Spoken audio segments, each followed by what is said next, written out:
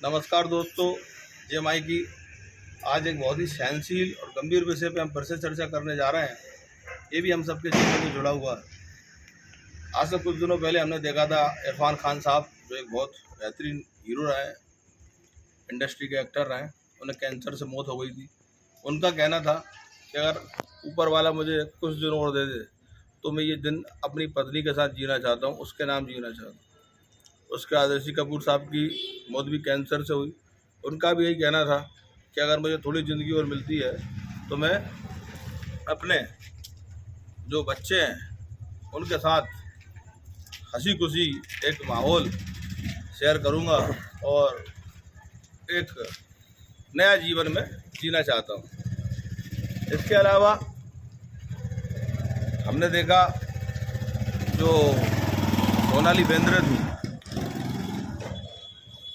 उनको भी कैंसर हुआ।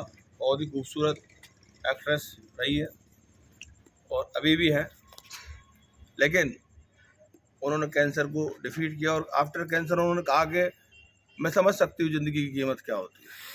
जब मुझे कैंसर हो गया था, कैंसर के बाद जो आदमी जिस प्रक्रिया से गुजरता है, मैं रोज़ मरता है, ईश्वर ने अगर मुझे दूसरी बार बचा लिया तो मैं निश्चित रूप से ये पूरा जीवन अपने बच्चों के साथ, अपने फैमिली के साथ स्पेंड करूंगी और ज़िंदगी को जिंदा दिली से जीऊँगी। एक और मनीषा कोइराला एक हीरोइन थी जिनके बारे में हम सब जानते हैं, सौदागर से वो स्टार्ट हुई थी।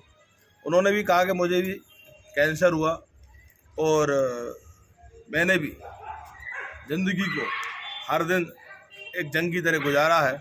मुझे अगर मौका मिलता है तो मैं कैंसर पीड़ित जो लोग हैं उनकी सेवा में अपना जीवन लगा दूंगी और साथ में जो गलतियां मैंने की हैं उनको भुलाने में मैं अपना पूरा जीवन लगा दूंगा। यहाँ विषय कैंसर नहीं है, यहाँ विषय कोरोना नहीं है, यहाँ विषय है ट्रेजेडी। आखिर हम लोग आज को छोड़कर भविष्य के लिए भागे जा रहे हैं। हमारे पास जितना है हम उसको डिपॉजिट करते जा रहे हैं, डिपॉजिट करते जा रहे हैं और डिपॉजिट करते जा रहे हैं, पर हैप्पीनेस हमारी लॉस होती जा रही है। अर्निंग्स हमारी इंक्रीज हो रही है, हैप्पीनेस हमारी डिलीट हो रही है।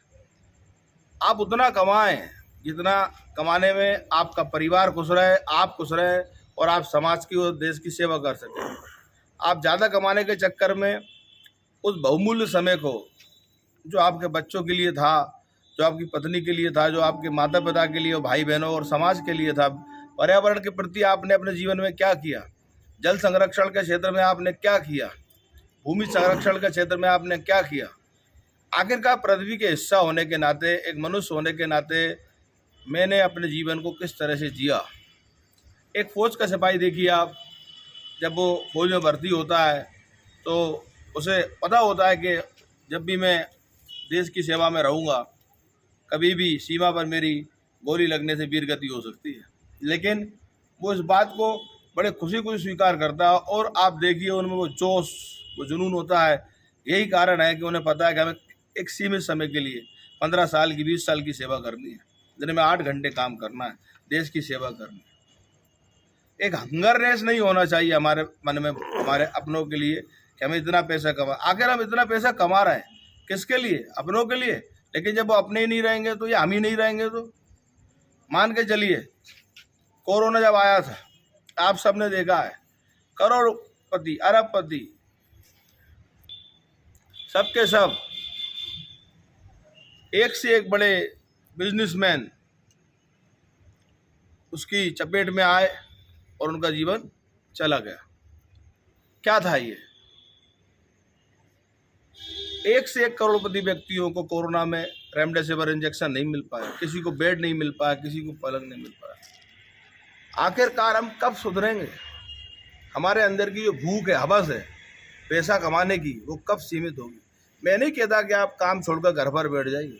अगर आप 8 घंटे काम करते हो, 2 घंटे अपने परिवार को दीजिए, 1 घंटा अपने ईश्वर को दीजिए और 1 घंटा समाज सेवा में दीजिए। अपने लाइफ को मैनेज कीजिए, अपने खजाने ध्यान रखिए। आपके पास बहुत बड़ा खजाना है, लेकिन आप किसी ज़रूरतमंद की मदद नहीं कर पाए, किसी भूखे को रोटी नहीं खिला पाए, किसी गरीब पे जिसपे कपड़े नहीं थे उसे 2 जोड़ी कपड़े न दिला पाए, किसी के पैरों में चप्पल नहीं पहना पाए, किसी को 2 जोड़ी किताबें नहीं दिला पाए आप, किसी की स्कूल की फीस नहीं भर पाए आप, आपके खजाने बेकार हैं। और एक बात और, ज़्यादा लंबा नहीं खींचेंगे इस वीडियो को, आपको और मुझे समझना होगा, आपसे ज़्यादा मुझे समझना होगा। हमें लक्ष्य सीमित रखना चाहिए। कुछ लोग होते हैं जो ऊपर वाला जिन्हें बनाता है उनसे हज़ारों काम वो करवाता है, पर हर कोई व्यक्ति यूनिक नहीं हो सकता। हम अपने परिवार के लिए बने हैं, अपने देश के लिए बने हैं। हमें अपनों का ध्यान रखना है, हमारे अंदर जो भूख है उसको हमें कम करना है। और याद रखिए, अगर किसी ने फल वाले पेड़ नहीं लगाए होते बगीचे में तो आपको फल खाने को नहीं मिले होते। अगर किसी ने रास्ते में टीन शेड नहीं बनाया होता तो आपको बैठने के लिए छाया नहीं मिली होती। किसी ने प्याऊ नहीं खुलवाई होती तो आपको गर्मी में पानी पीने को नहीं मिला होता। और सरकारी अस्पताल में लोगों ने डोनेशन से दवाएं न दी होती, ऑक्सीजन न दी होती तो शायद आप जिंदा ना होते। ध्यान रखिए, प्राइम मिनिस्टर चैरिटी फंड में, सीएम चैरिटी फंड में हमने खूब चंदा दिया है। और कुछ लोग तो ऐसे भी थे पहलवान जो डायरेक्ट लोगों को चीज़ें दे रहे थे। देना सीखिए, लेना बहुत छोटा है, देना बहुत बड़ा है।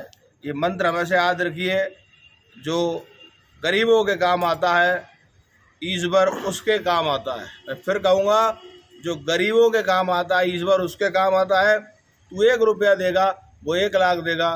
धन्यवाद। जय माई।